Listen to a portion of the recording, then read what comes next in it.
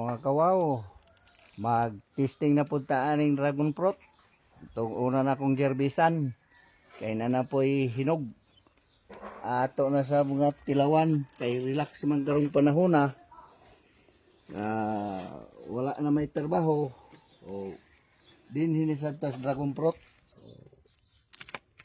Mag-testing na po tanig tamis naman niya. So, lami kini siya. Kay pula. Ug hinog na. So, mga unta, mga kawaw. O, kinsay gusto mo kaon, panganga diha kay akong labayan. Hala kawaw, dako nga yes.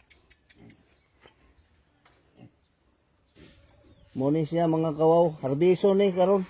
Og mamahimo na sad siyang unod sa dragon fruit.